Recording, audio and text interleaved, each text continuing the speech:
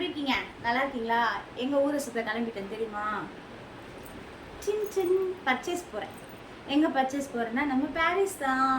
நமக்கு தெரிஞ்சதெல்லாம் பாரிஸ் தான். நம்ம பிஸ்னஸ்க்காக கொஞ்சம் பர்ச்சேஸ் பண்ண வேண்டியது இருக்குது. யார் யார் போகிறோன்னு பார்த்தீங்கன்னா, நான், ஜெய், ஜக்கம்மா அண்ட் அண்ணி போகிறோம். இன்றைக்கி நம்ம தேவையான நிறைய திங்ஸ் எல்லாம் பர்ச்சேஸ் பண்ண வேண்டியது இருக்குது. ஸோ நாள் ரொம்ப தூரம் இல்லை, கொஞ்சம் கிட்ட வந்துட்டே இருக்கிறதுனால கடகடன் தூரமாக இருக்க வேலையெல்லாம் முடிச்சிடலாம் அப்படின்றதுனால பர்ச்சேஸ்க்காக இன்றைக்கி கிளம்பியாச்சு. எல்லாருமே என்ன கேட்டாங்க, அது எப்படி விடிய காலையில் திருச்சி கிளம்பி போயிட்டு மிட் நைட் வந்துட்டு தூங்கி எழுந்து இப்படி இவ்வளோ சீக்கிரம் நீ கிளம்பிட்ட அப்படின்னு கேட்டாங்க. தூக்கம் வரலையா கேட்டாங்களா? அதுக்கெல்லாம் வாய்ப்பு இல்லை. ஏன்னா நம்ம சோகத்துக்கு போனால் பரவாயில்ல, அதில் ரொம்ப சேடாக இருப்போம்னு சொல்லலாம். நம்ம ஒரு சந்தோஷமான விஷயத்துக்காக போயிட்டு வந்திருக்கோம். ஸோ நம்ம ஹாப்பியாக தான் இருப்போம். ஸோ எனக்கு எந்த சேடும் இல்லை. ஸோ அதனால் நான் இப்போ கிளம்பிட்டேன்.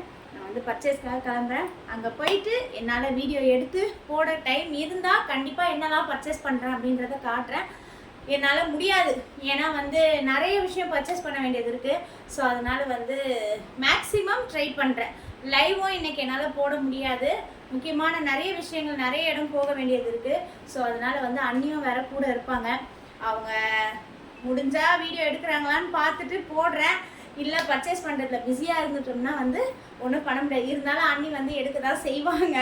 அது நல்லாவே எனக்கு தெரியும். பார்க்கலாம், அங்கே போய்ட்டு ட்ரை பண்ணுறேன்.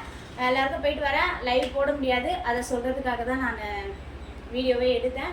சாரி. நான் ஒரு 10th வரைக்கும் இப்படி தான் இருப்பேன், அதையும் சொல்லிக்கிறேன்.